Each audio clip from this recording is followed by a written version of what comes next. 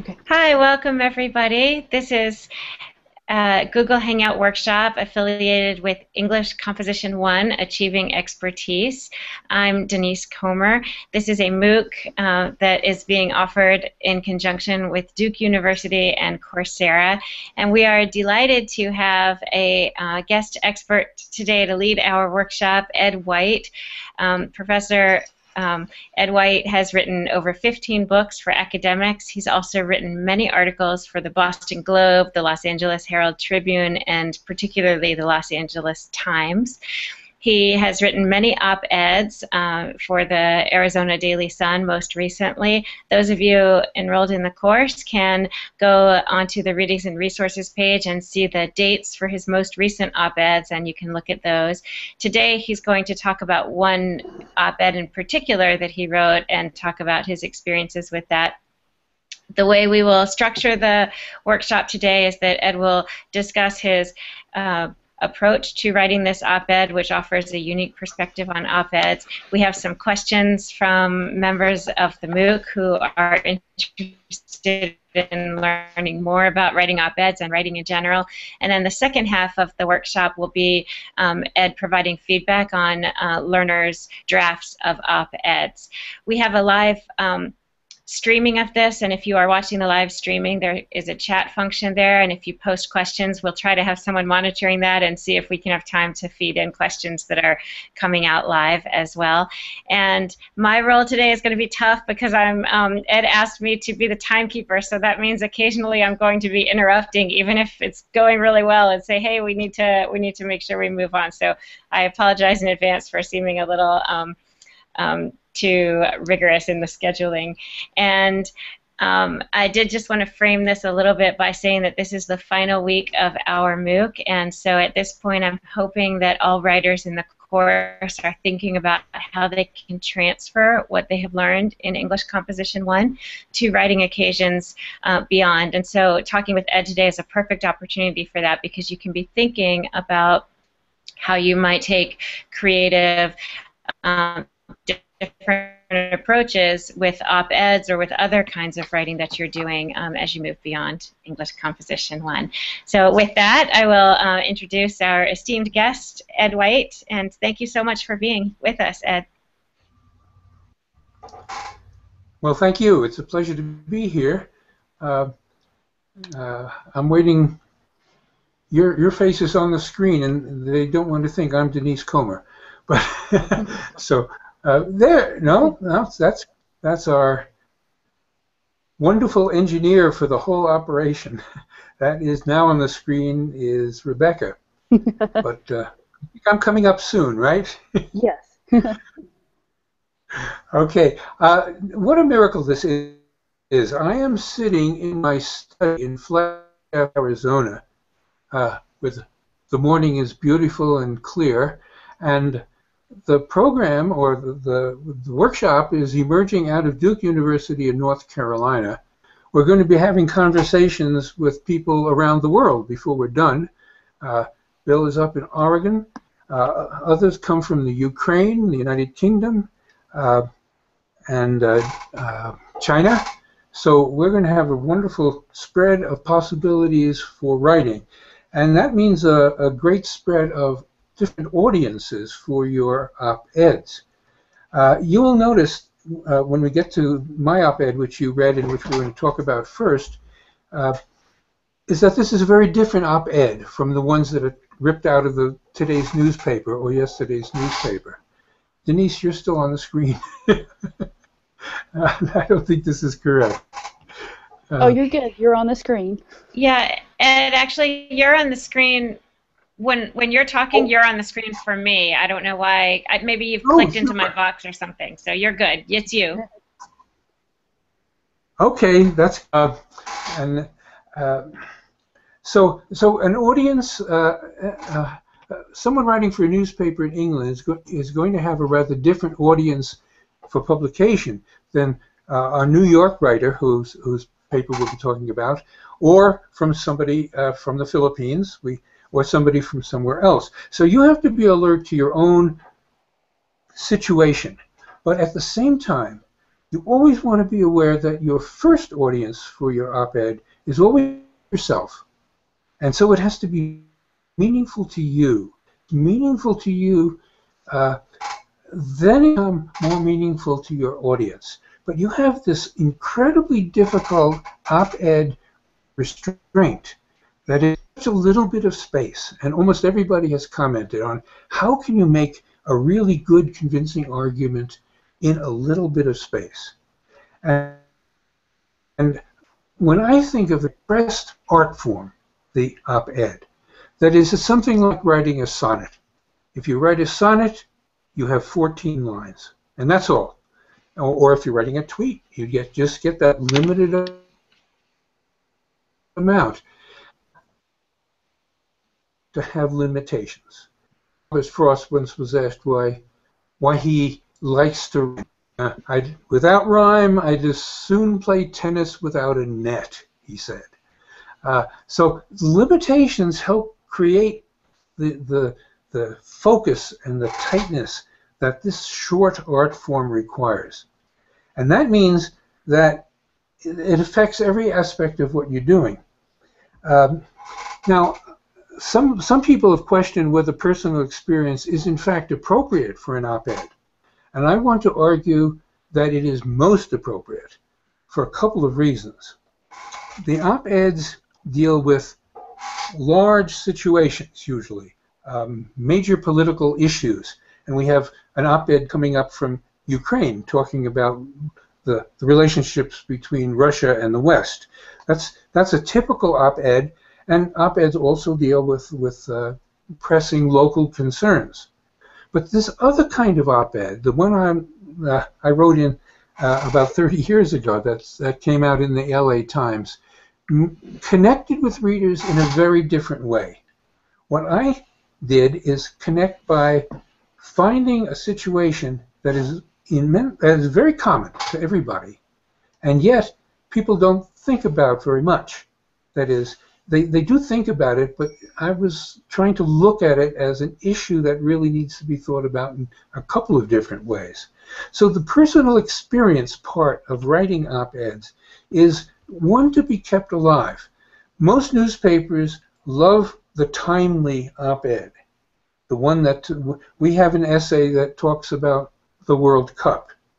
That's really timely, but unfortunately it should have been written a month ago, because by the time it could be published, the op-ed will be out of sight. I mean, the World Cup will be out of sight and out of mind. So timely things are great, but they age very, very quickly. The kind of op-ed that emerges from personal experience and is emotionally powerful is always there. And this op-ed that was published when? 1980, January of 1980, seems to me, at least, to be just as appropriate today as it was in 1980. So that there's some elements of art in writing this kind of personal experience op-ed, an experience of creativity. How do you get to that topic?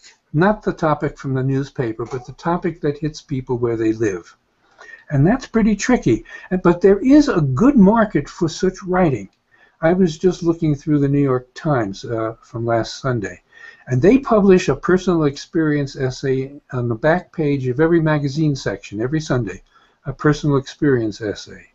In the Sunday Times as well, there's the Styles section, and that publishes a modern love column, all deeply personal experiences. So there is always an audience for a personal experience or an op-ed based on personal experience. What you have to do, though, is imagine yourself a little bit like the sculptor who starts to work with this great block of whatever the substance he's working in, and carves it away, revealing the substance underneath. This is the story about the little boy looking at the sculptor who'd made a lion, and he said, "How did you know there was a lion inside that stone?" And of course, we all have lions inside the great stones of our experience. Can we chisel away and shape that that material. Now, it can't be merely personal. Everyone is very excited about their own experiences, but you want an outside reader also to be interested in your experience. So you have to connect with readers. And because it's such a compressed form, you have to connect right away, which means you have to focus on the one thing that that op-ed is about. The biggest problem I saw in reading through all the op-eds that have been posted is that people are too discursive. They start way away, and by the time they get to the topic, they're half through with their space, and they don't have much time to develop it. So we'll be looking at that issue of structuring such a compressed form when we get to the examples of it. And other people asked about style. Is it appropriate to have a personal style in the op-eds? What my predecessor last week called heart. And the answer is, oh yes, oh yes. This is your opinion. What you are saying to a reader, you're kind of tugging at the reader's coat and saying, stop what you're doing and listen to my opinion. And I have an opinion you should attend to because, and then you have to give us the reason. So that's what happens with this very compressed form. Yes, you can use dialogue. Yes, you can use all kinds of metaphors and other kinds of subtle style features that lead to good writing. And we'll be talking about that as well. And the key to chiseling the lion out of your stone is revision. Get input and revise. Get input and revise. And revision, 10 revisions, 15 revisions, 20 revisions, common among professional writers. So we'll be dealing with this. But I think, am I right, Denise, it's time for me to turn to that op-ed I published some 35 years ago? Yes, it is. Can we put it on this? Are we right? Yes, I think Rebecca's going there. She's putting it on the screen. Those of you who are out there, if you want to follow along with what Ed's reading, move your cursor to the little square that has the manuscript in it, the document in it, and just click that and it'll make it permanently visible on your screen. I think if you're watching the recorded version, I'm not sure how that'll work. We'll let you know. But anyways, if you're live and watching it, click on the thing, the little square, and it'll become permanent. Go ahead, Ed. Okay, I just clicked on the screen and it came up perfectly on my screen, so that's a good sign. Now we begin with the title, Why Have Children? A Talk is Left Up in the Air. Now be aware that any newspaper that publishes your op-ed is going to have put its own headline on it. So you are at the mercy of editors for headlines. Anything you write for a newspaper, they do the headline. You may send in a headline, but they're not going to pay a lot of attention to it because they have their own journalistic requirements for their headline style and whatever. So the editors put that title on. I think it works. It certainly embodies what the talk is about and takes the metaphor that I used of being in the airplane and puts it right up in the headline, which I thought was very nice. Now I'm going to read it through and then I'm going to go back and point out some issues that illustrate what I was just talking about the compressed form of the op-ed. It was one of those protracted, intimate conversations possible only between perfect strangers. She, in the airplane window seat, was a young attorney. I next to her, by chance, a middle-aged writer and teacher. The subject was children. All the social pressures, she was saying. She and her physician husband had decided not to have children. The decision was a tense and uncomfortable one, as her taut lips and twisting fingers showed. She wanted arguments, good arguments, not social pressures from parents, from friends, from strangers. My wife and I have 5 children, along with an occasional foster child and foreign exchange student. I proposed myself as an expert in the pains and pleasures of parenthood. I'd do it again if I could go back, I said, but not now, not more.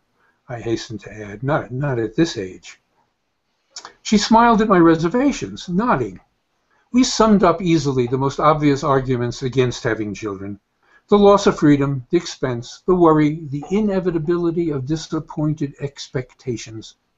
The schools, integration, disintegration, neighborhoods, play areas, the drug culture, the counterculture, the TV culture, and so on and on.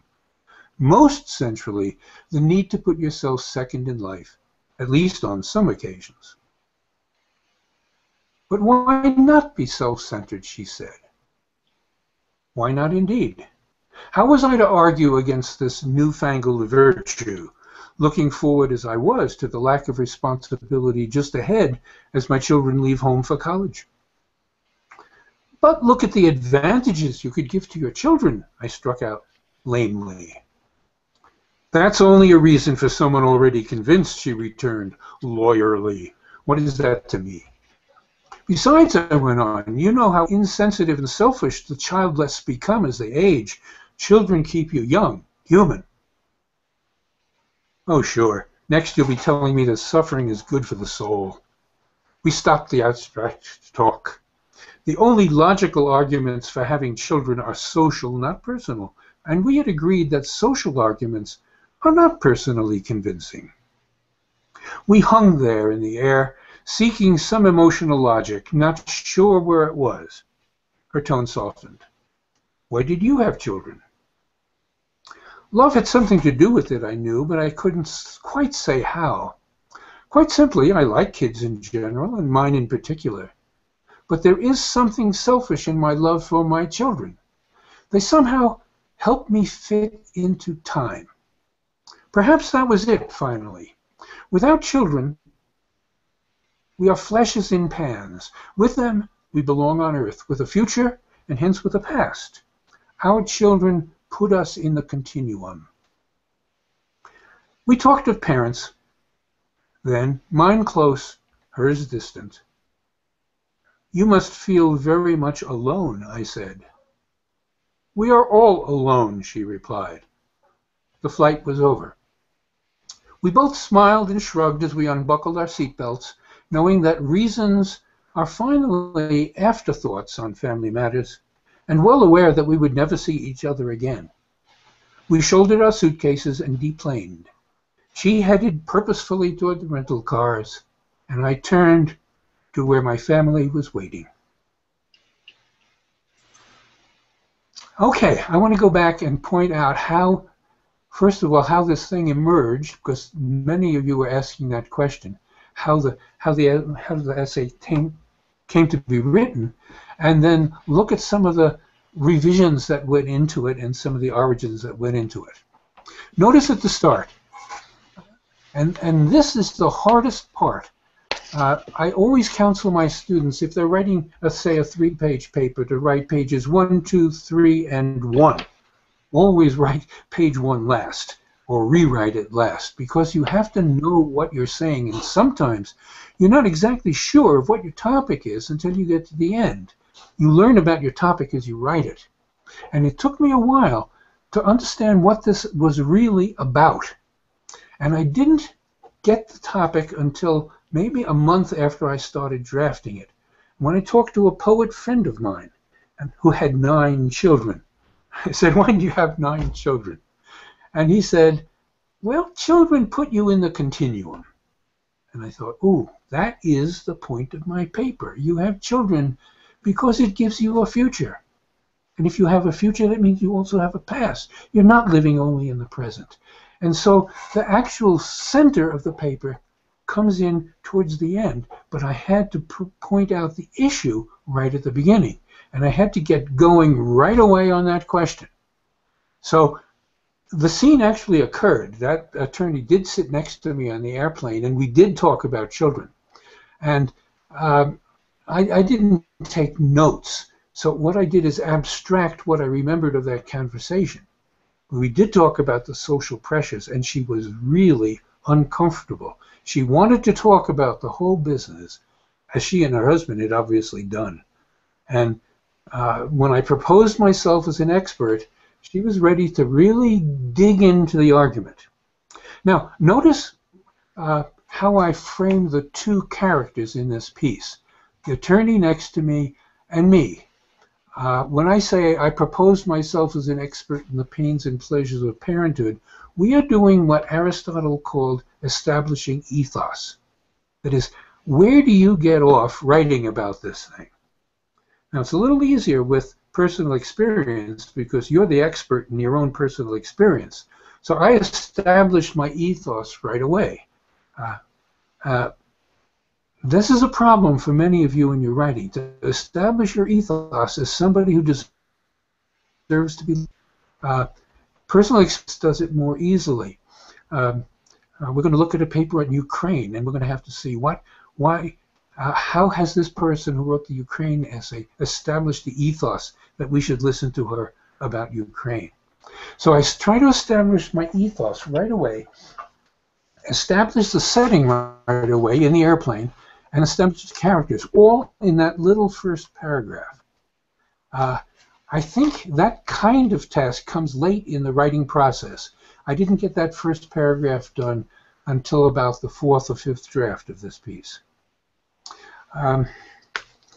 Now, what I do is then provide my bad arguments for having children. And I tried to structure this in an interesting way. Many op-eds just present one side of a piece and present all the arguments for your own side. But I don't find that very convincing. Again, if you go back to Aristotle, he points out that a convincing argument always deals with opposing arguments well. And so what Ed, if I can interject as my timekeeper role, I'm sorry, but if we want to have time for Bill's question and a few other questions, we should get ready to move into the question segment. I'm going to zip through what I'd like to talk about at great length. I present my bad arguments, and then I present what I think is the convincing argument in the paragraph beginning, love had something to do with it. And that leads to the essential argument, which is the one my poet friend gave me: having children puts you in the continuum. And then, let me just mention that phrase that the headline writer picked up. We hung there in the air, seeking some emotional logic. The way in which that subtle metaphor, you don't use your metaphors bluntly, you use them subtly. We're in an airplane, so we're hanging in the air, but the conversation also hung in the air. And that was a late revision addition as well. So the answer is the continuum, and then at the last sentence, and I'm so proud of that last sentence. It's one of the sentences I always think of as a triumph of writing, where I dramatize the difference. She heads to the rental cars, and I turn to my family. So I dramatize the whole experience and the issue. I don't really wrap it up, but obviously I'm very much on the side of having children. I don't know how your families go, but I have 5 children. I have 9 grandchildren, all grown, and none of my grandchildren have any children. And this seems to me to be an issue for our next 2 generations. They're not having children so much anymore. It's a different kind of perspective. So this was written some 35 years ago. I think it's as meaningful today, at least to me, after all, I'm my primary audience, as it is to anyone else. Now, we have some questions about that, and Bill is on the screen. Bill, can you pose the question you raised? Well, you answered it, and that was how you wrote it. And part of that question was, I hoped you didn't write it in just a few minutes while you were sitting on the plane. And I was pretty sure you didn't, based on everything I've gone through in this course. And that is revision, revision, revision, and edit. And so you answered that question. But my other question would be that I really want to learn how to write like that, because I want to deal with short stories or vignettes and tie them into my painting. So the second question would really be, where's a good resource for learning that? Repeat that last question. I didn't quite catch it. Where's a good resource for learning how to write vignettes or short stories? You know, there are dozens of books written to help writers write short stories or to write novels. And I think writing is, in a sense, something like riding a bicycle. You can read every book ever written about riding a bicycle, and it's not really going to help you ride your bicycle very well. As far as I know, from the writers I know and from my own experience, you already have that resource. You know, like I know how to, I'm a tennis player. I've read books on tennis. I'm a rotten tennis player. I keep trying to improve. The knowledge, the intellectual knowledge about writing takes you a good way. It helps you with revision. But writing, getting feedback, rewriting, getting feedback from people you trust, or even from people you don't trust, getting feedback and rewriting is the secret to writing. And it's a business, and just doing it and doing it. You have lots of wonderful examples to learn from. And I don't want to recommend this book or that book, because then you read that book and you think now you're going to do it better, and you don't. I don't know. Denise, do you want to put something in on that question? Such a good one. I would probably think that practicing and revising and being willing to write badly at first and to improve, I think that all helps people get better. So I think reading some of the books might be helpful, but I think it's important to mind what Ed suggested, that it might raise false hopes, and it doesn't necessarily come with a formula, right? Though certainly with practice and feedback, if there's a formula, that would be a good formula. Yes, there's another way of thinking about it. Henry James was asked a similar question, and he said, try, this is an exact quote, try to be one of those on whom nothing is lost. And if you think about it, we all have experiences like that conversation I had in the airplane. And most people just keep, they're busy with their lives. They don't stop to notice. This is a great moment. Something special happened in that airplane. I don't know for the lawyer. It happened to me. It helped me understand something important. And if you can be one of those people on whom nothing is lost, experiences in your life they make you notice. One of the jobs of a writer is to help people notice things. If you think of how we lead our lives, we walk down the street and we don't see most of what's there. I remember one day bicycling to my office in California when I was teaching there, and I got in the building sneaking my bicycle into my office where I stored it against the rules, and I realized I hadn't looked at the mountains. We have wonderful mountains surrounding the campus in San Bernardino. And so I deliberately walked my bike outside and looked at the mountains. I didn't want to lose that moment with the beautiful mountains on the way. And when you think of how much we miss in our lives, how many moments we could capture and turn into a writing experience, that's what writing is all about. Don't get things lost. Capture them. Put them down in writing. Keep your writing notebooks and see what turns into a real experience you can render for an audience. That's really powerful. That's powerful for all writing. After all, writing is not only an op-ed, writing or a short story. Writing is an art form. And that aspect of the art form is a matter of saying, look, pay attention to this. You missed it, but I caught it for you. And that's what the op-ed does. Okay, what's our next question? Okay. We have two other questions from the forum that students had posted that I think, Willie, are you going to read one? Yes. And let me just say also, we're about to move into our second half of the segment too, where we're workshopping students' drafts, and so I think, Rebecca, you're going to be inviting a new group of people in who have drafts posted. So we'll do that as Willie's reading this question. I'll try to be brief in my answers since the people are not on the Hangout right now. So go ahead, Willie. So, Ed, we have a question from Anna in Manila, the Philippines, and Anna says, I've read your LA Times op-ed entitled Why Have Children? A Talk is Left Up in the Air. I was surprised at how it was written. I never thought to use dialogues in an op-ed.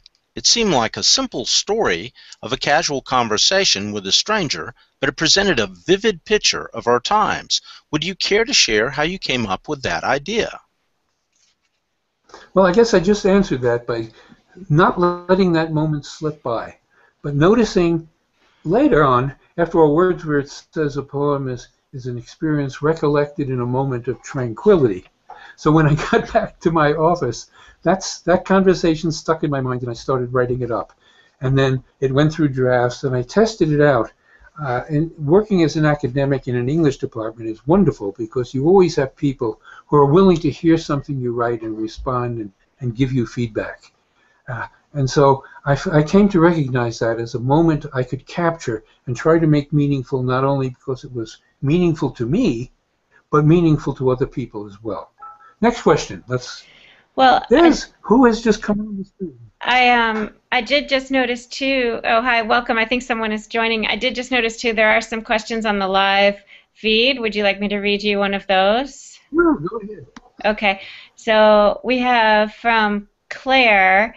Claire asks, what are your rituals or habits when starting a writing assignment or project? And her second part of her question is, what do you do if you ever find it hard to start writing? Wonderful questions. Is that Claire's picture I have on my screen? I don't think so. I think Claire is watching it live. I don't think she's actually joining us. She's just watching it. This is from the chat live stream. Okay, Claire, those are excellent questions, and every writer has always had to deal with them.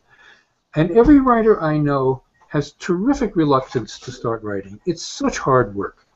And people have all kinds of rituals, and you mentioned them. Some have to get 3 cups of coffee. Others has to arrange 20 pencils around his desk as he writes by hand. People need to get themselves focused and writing. And the more reluctant you are to sit down at your desk. But you make yourself sit down at your desk, and you have a pattern of writing. The proverb is that the most difficult thing about writing is the application of the seat to the chair. And you have to do that. Would be bad. You just look for the capture of the moments that you're writing about, what you're writing about, and for me, as for most writers I know, try to write a first draft quickly. You don't worry about spelling. You don't worry about the details or the surface matters. You want to get that experience or that idea down so that you can then start working on it. And most of the good writing that emerges is the result of revision. Many revisions, many reorganizing, as Bill Hughes put it in his comment. He's torn a piece apart and changed its location over and over again. You don't really know what you're saying till you get it down and you have enough distance on it or enough feedback from it to go back and change it and make it work. And it's very difficult work. Did I answer all parts of your question, Claire? I have to speak on Claire's behalf since she's not here, but I think so. Okay, give me the next question. Yes. So, and now I think, Rebecca, I see that we have all sorts of people who have joined us, and so I think they have been, we're ready to start with the second segment, and so Ed is going to give feedback on their draft. So, Ed, I'll let you continue. Hi, welcome everybody. Thank you so much for joining us. Can I find out who was? Hi. Thank you. Thank you for having us. On the wonderful. Now I have found somebody. Oh, the name comes up. Wonderful. Yes. Okay. Yes, we have Deidre, we Shrey, have Julie, we have. Is it Shrey? How do you? Is that correct? Yes, Shrey is correct. And Yan, and how do you say your name? No, Nadia. Nadia. Okay, Nadia. Okay, they're all here. Okay, let's do one at a time. We're going to have to move quickly to get everybody, and I have notes on all of your papers. So let's start with Shrey's paper. Can you put his op-ed up on the screen, Rebecca? Give me just 1 second. And while Shrey, she's doing you live in India, is that correct? Sorry? No, that's my piece. That's up there, Rebecca.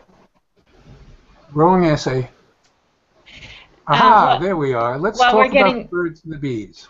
while we're getting it up, let me remind everybody that you can click on the actual little screen at the bottom to get the manuscript up on your larger screen so you can follow along, or those of you who are watching can go to the forum in week 12 for the volunteers, and the drafts are posted there. But I think Shrey, Ed had asked you a question, and I think so I'll let you get back to that. Go ahead. Okay. I would love to spend a lot of time with this very good piece. You have the start does what very few people do. You've got the topic in, and you've done it in a very convincing way, I think.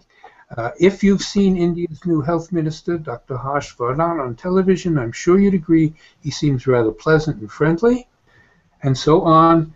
And then you end the paragraph by saying, his views are anything but reassuring. And then you set up your ethos in the second paragraph. As a person under the age of 25, I represented demographic containing half the people in my nation and on our planet. Okay, you're establishing your ethos as somebody who has the right to talk about this matter. Mm-hmm. And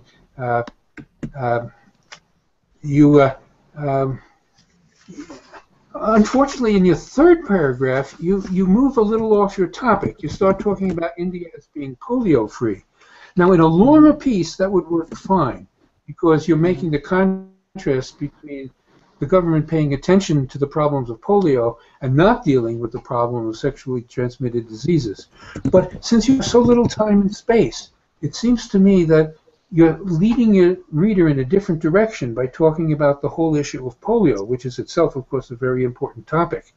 And I would suggest that that seems to me a distraction from your main topic, which is the whole question of sexual transmitted diseases.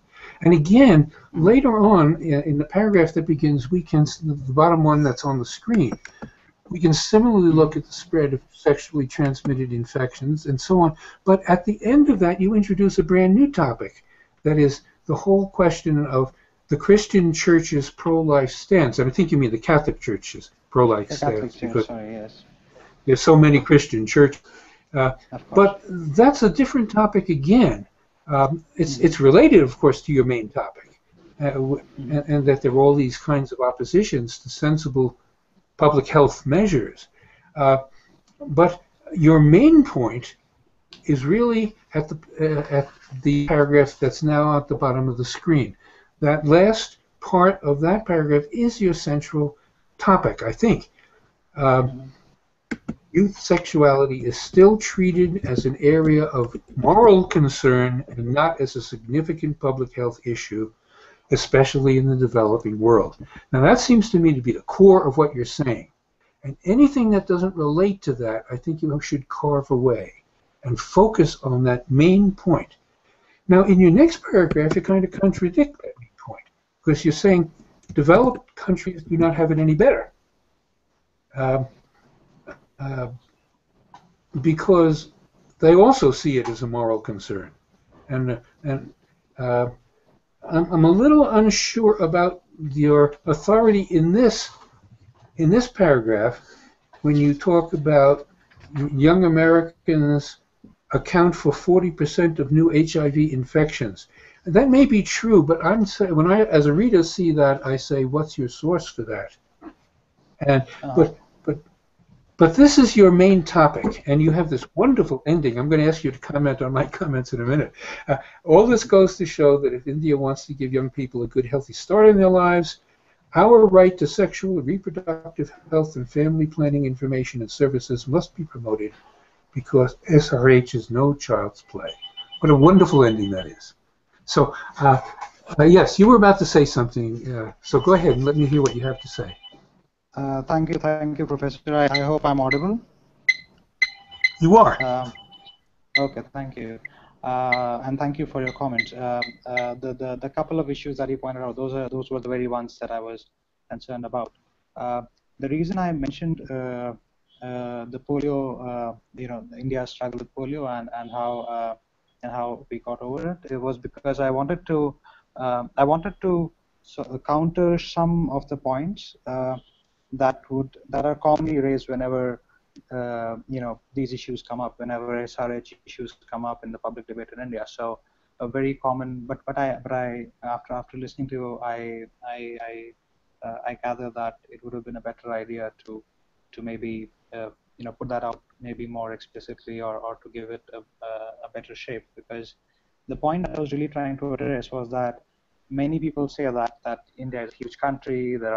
It's 1.2 billion people, and we've got more important things to care about, and we do. I mean, in some sense, and that this is too big a problem to solve. So SRH, maybe it's too big to solve.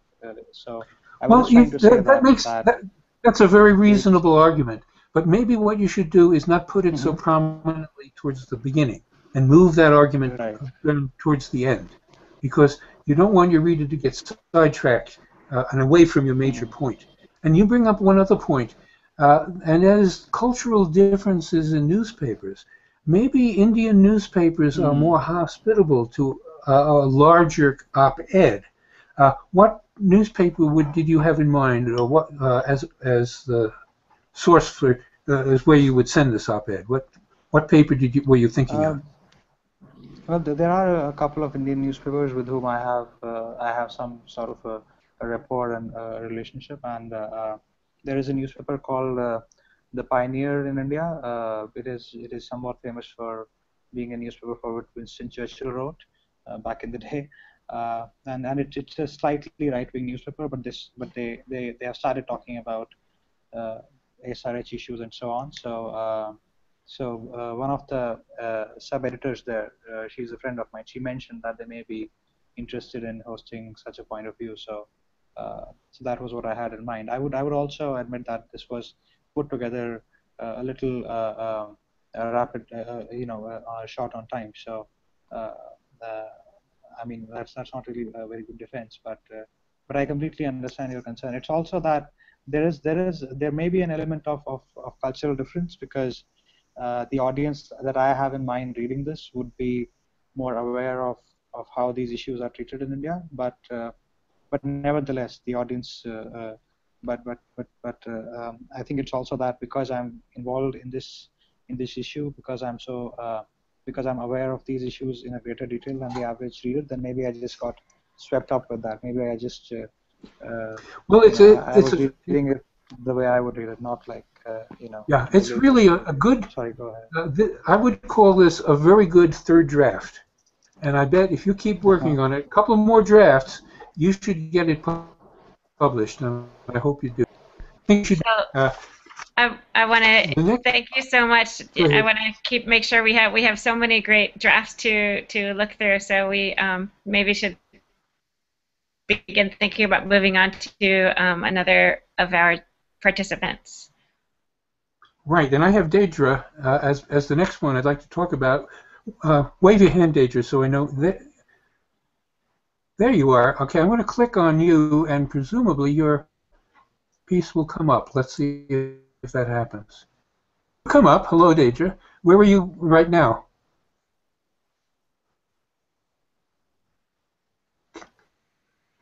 Don't hear her. Keep talking, and let's see if we can get. Okay, I'm right here. On. I'm at the end of my screen. Okay, now I hear you nicely. Where are you now? Specifically, I'm in Sarasota, Florida. Is that what That's you mean, or nice. where am I on the screen? I'm here.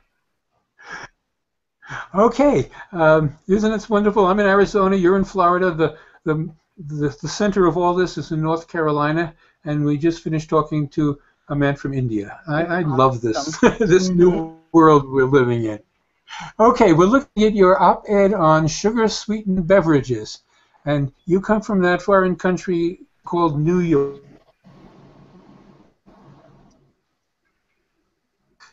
Professional. About the serious attempt on the part of the mayor of New York to cut down on the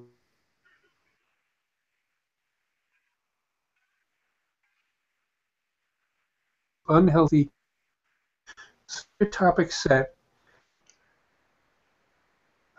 There's a lot of around about your main topic. What you're really talking about comes at the end of paragraph 4, the one that begins at the bottom of the screen, and you move down just a little bit. Right, that's good.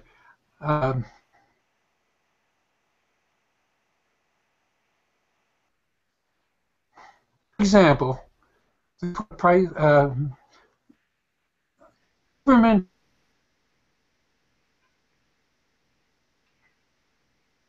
has a restaurant bars and raise the minimum age to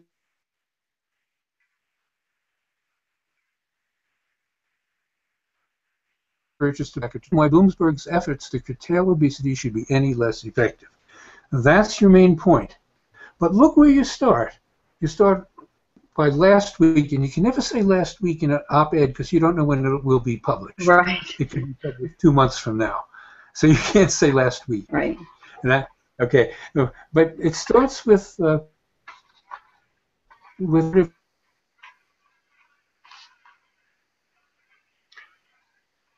I thought I was starting with the current event, which was the rejection of the portion cap rule. And so I was making argument for why the portion cap rule had a place. I thought. Sensible reasons for it, and you may want to keep that start. But since your main topic doesn't really have anything to do with the court, it has to do with the general issue of public health issues versus individual rights. That's what you're talking about. Okay. And a continuing controversy in every culture. And there are so many public health issues that do infringe on personal rights, as you point out, that is a really important issue. We have such an issue in Arizona. I immediately started to think of our version of that. We have many versions of it, but our government is trying to cut down on accidents in our freeways and in our cities. Our cities are plagued with people running red lights.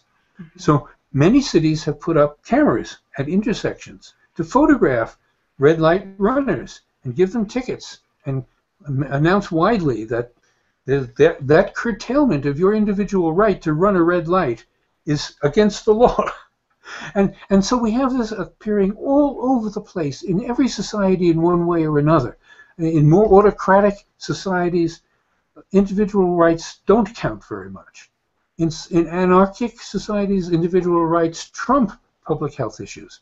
And so this is your issue. And you don't really get to that until your 4th paragraph. And in a longer piece, that might work, but you don't have any time in an op-ed. And I think you have to identify, that's why I say it's about a 2nd or 3rd draft, you have to identify what your main point is and get that up front in the most dramatic way you can. Now, it may work for you best to do it the way you did, but I think you can find a better way to start with your main issue, individual rights versus government concern or public concern for public health. So using autonomy as, that was my catchword that I was trying to start with and loop back to. So autonomy to me was the individual piece. That doesn't sound like it worked. I think you can make it much more clear and much more dramatic once you zero in on your major point and use examples, numbers of examples of where individual rights are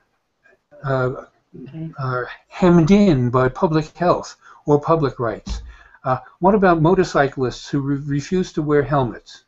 Right. And that's an issue in many countries, not to speak of many states. So this issue is everywhere, and I think that you need to point up. And then you've got the specific case of Mayor Bloomberg really trying to improve public health and doing it with cigarettes, but being beaten back on the apparently much more trivial issue of sweetened drinks. Such a good topic, and you're most of the way there. And I think it's going to take some more rearrangement and focus, and I think you should get it published. Okay, thank you. Okay. Who's next? Nadeja from Ukraine. Where are you now? Are you on the screen? I'm here. I'm actually Bulgarian. Are you Bulgarian? Would you wave your hand so I can click on your face? I have a lot of... There you are. Okay. There you are. And you're in Bulgaria right now. Is that correct? I'm not, right now I'm in Alabama, in US. Okay. But you travel a great deal. But you are Ukrainian, correct? I'm Bulgarian.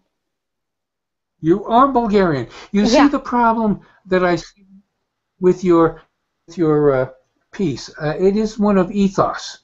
Were you here earlier when I talked about the ethos of the writer? Yes, I did.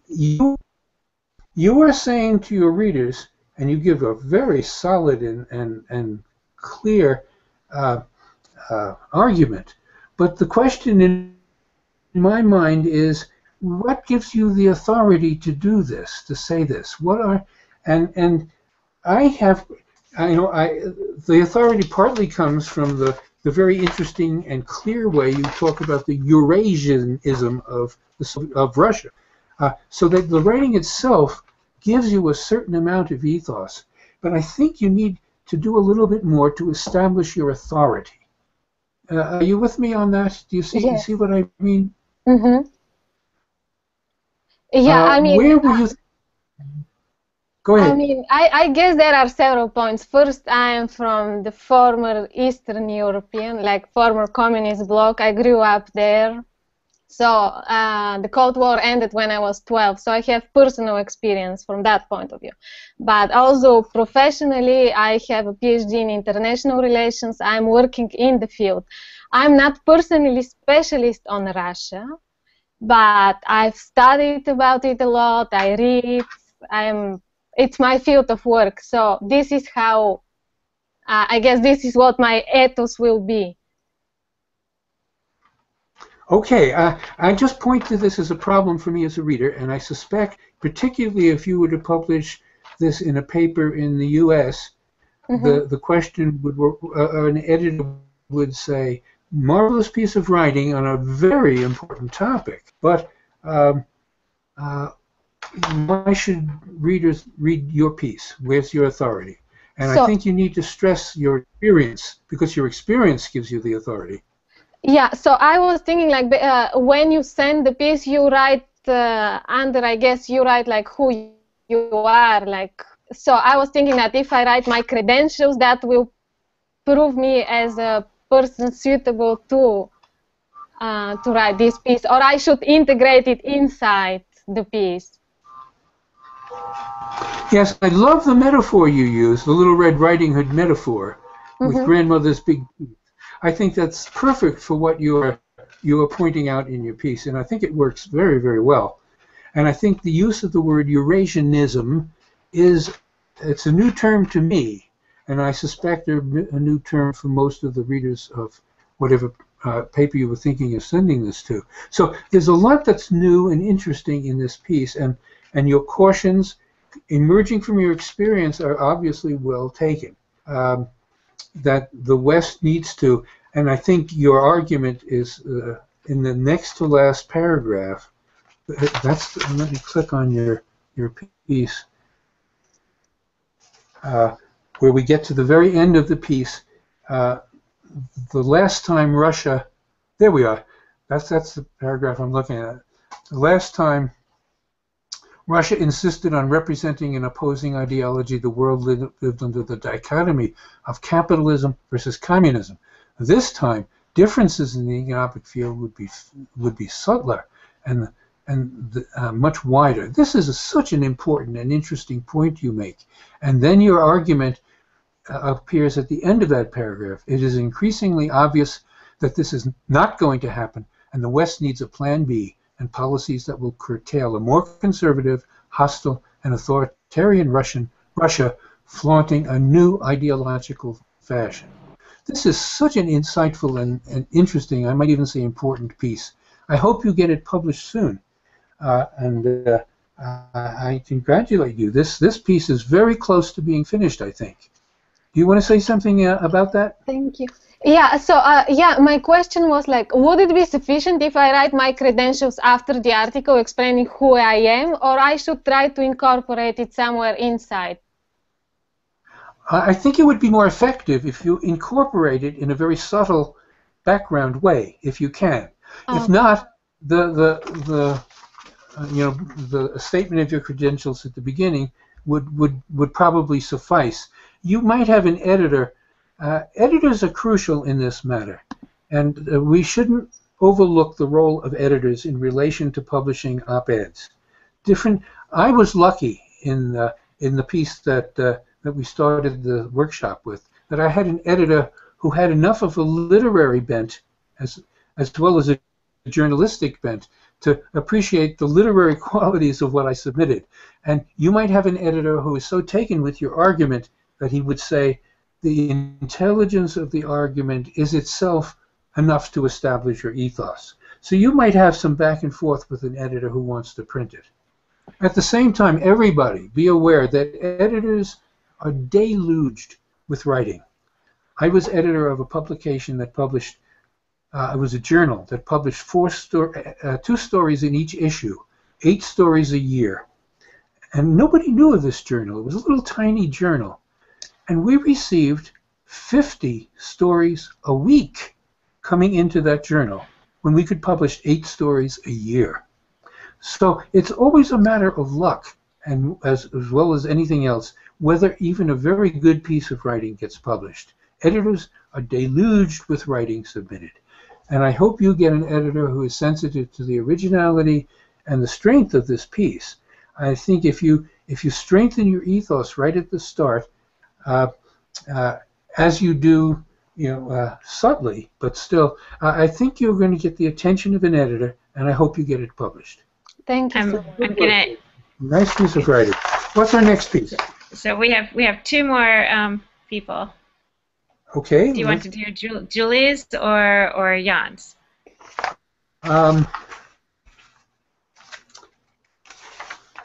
Let me just say a couple of words about Julie's, because we don't need to discuss it. Let me just say too before that Julie is one of our wonderful community TAs. So let me give a public thank you to your work here. You've been really integral to our course. Thank you, Julie.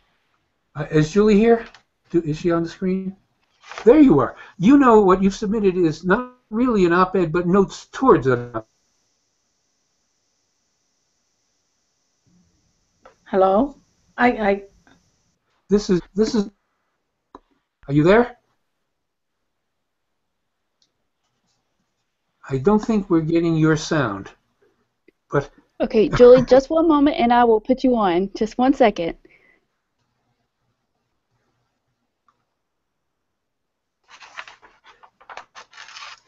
Let's see, you should be able to unmute yourself. Can you unmute yourself? There you go. Can you say hello? You don't have audio?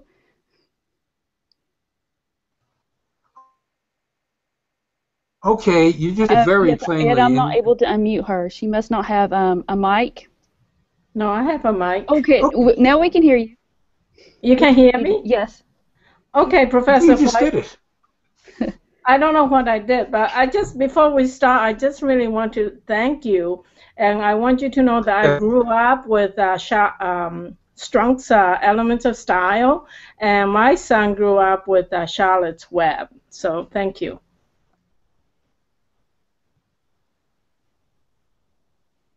I'm unfortunate. I had written Charlotte's Web. I would be in Florida, lying on the beach, because that book just. Not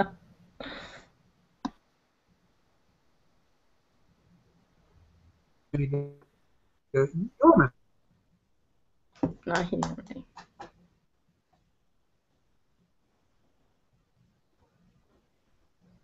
Ed, can you hear us? We may have lost Ed, can you hear us? We've lost our guest. Ed, can you hear us?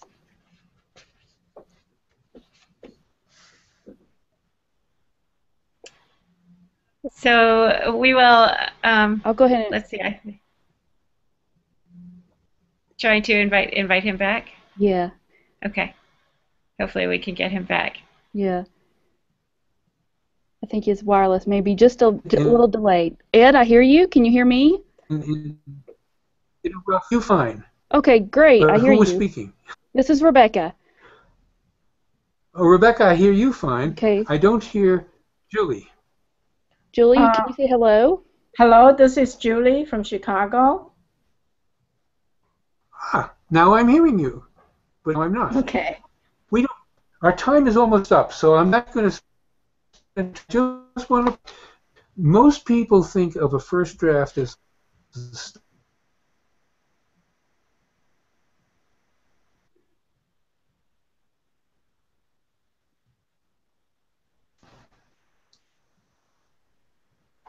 Ed, can you hear us? We're back. I'm back. Okay. I see you on the screen, Rebecca. So I just wanted to make those of you who are on. If I click on Julie, will her manuscript come up? I think it'll come up in a minute. Rebecca's going to put it on her screen in a second. So click on where Rebecca is, which is. No, her picture comes up. Oh. It's on the screen now. There we go. Okay. Okay, I have your manuscript on screen, Julie. And your title is there, Organization-Based Meditation Programs Relieve Stress and Save Costs. And what you do is you have jotted down a whole series. Your basic argument emerges from the series of ideas you put down. That stress is an important problem is your first idea, and meditation relieves stress is the second one that you want to make very clear, and hence should be supported. But that needs to be organized and the material arranged in a sequence that demonstrates both of your two main points. And so you're a couple of drafts away from a completed manuscript. But what you've done is what everybody needs to do to start. That is, get the basic ideas down. Don't worry about arrangement. Don't worry about spelling. Get your focus down and see where your best idea is. And usually that best idea emerges out of drafts like this. And that's really my only comment about it. And let's go to our last piece and see if we can talk about Yan Chen's interesting piece about caring for those with dementia. One of the major world problems. And I want to point out this is a very interesting piece. I think it's a couple. Where are you? There you are. I'm going to. Now I have you on screen. Where are you at the moment, Jan? Where are you right? I'm currently in London. I'm in London You're in England, right now. right? Yeah. Okay, this is wonderful. Okay. Now you have this terrific topic, which applies to almost every family. We certainly have had it in our family, and your point is, as a biologist, biochemist, and you set up your ethos nicely in your second paragraph. I would argue that your opening paragraph is misleading to your reader, because your main topic is not the bacterial infection test kit, as it seems to be, the way the manuscript begins. Your main topic is really where you are in the third and fourth paragraph. And I would suggest that you start the piece with the fourth paragraph, which establishes your topic and your ethos right away. So men, let's get the script up. Yes, if you were to start it here, in September 2011, my husband and I decided to help my husband's grandmother, an elderly dementia sufferer whom we all call by the Greek for grandma, Yaya, by becoming live-in carers. And that is, I think, embodies your topic and immediately establishes your ethos and gets into your topic in your first sentence, which is what you really want to do. Okay. You don't want to start too. and you use every.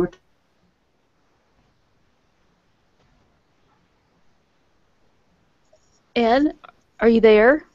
So I would. Who is on board? This is Rebecca. We lost you just for a moment. But you're good. I can hear you. Okay, that's fine. And do you hear me? Am I pronouncing your name correctly? Jan? Yen. Jan. Yeah. Jan. Okay. That's good. Yeah. We have you on, and we have your manuscript on. This is great. Okay. I would put your second paragraph down further and begin in September 2011, starting a topic where you really want your reader to be, and establish your ethos and your background, which you do up above. Establish that later on in the piece. And you say, while extreme, care is for people with dementia suffer stories very similar to this. That's right at the. You've established your topic in September 2011. You've established after the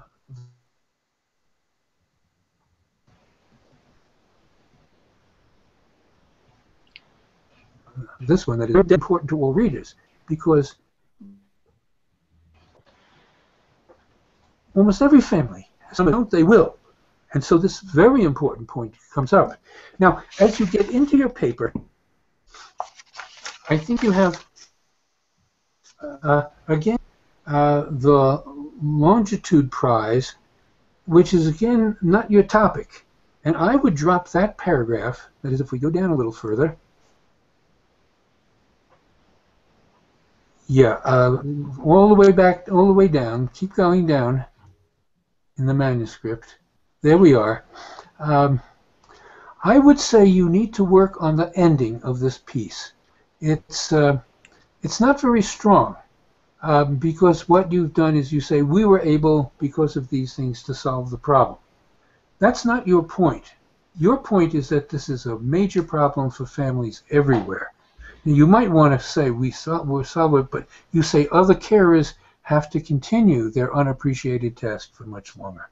You need to strengthen your ending, and I think dramatize it even more, because it is such a serious problem. It sounds like you've sort of solved it, and you weaken your ending.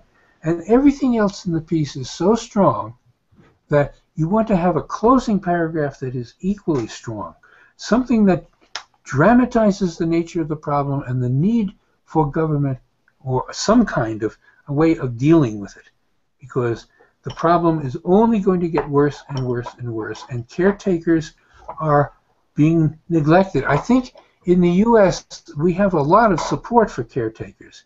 At least in our family, we were able to find support for caretakers in a caretakers group pretty easily. But your point is so solid and so important. I would like to see it focused and made even more vivid in that last paragraph, because this is an important issue, and your piece will demonstrate it. Do you want to say something about that, Jan? Oh yes, you were in your opening that you were concerned that other people might not agree with you. If no, that happens, okay. Sorry, I'm just a bit worried that I spent too much time to talk about my experience, and I might sort of dilute the my topic in the op-ed. I think you don't need to worry about that. Your topic is so important, and they're with you. But for everybody, if somebody disagrees with your opinion, particularly write a letter to the editor saying how much they disagree, you should feel very, very good, because you've stirred interest in your topic. You've made people aware of it. And so when I write an op-ed, I hope, in fact, if you go to I have written for our local paper here in Arizona, and you can get there, Denise has told you how, where did you give that instruction, Denise? It's on the Readings and Resources page on the course website. If you put in Google Arizona Daily Sun, and then when it comes up, put in the date and my name, and up will come those op-eds. And on the website, they allow readers to write in and argue with the opinion. And I've appreciated some of those op-eds I've written have gotten 10 or 12 or 15 responses, and I think that's wonderful. That's why you write. You want readers.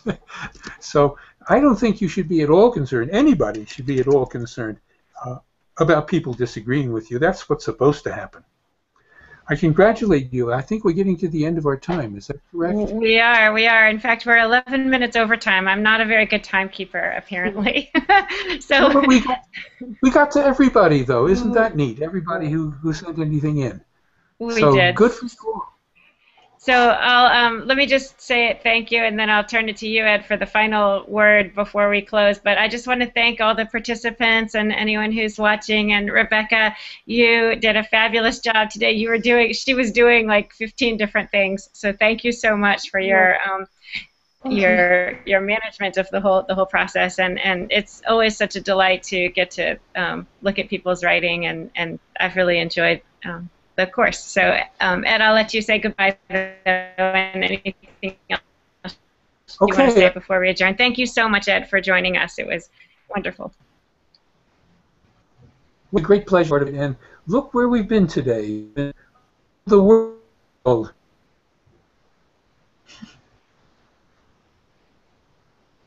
And we live in, and thank you all for participating. I hope you all not only get your op-eds published, but that you even get a little money for it. That would be nice, but don't count on it.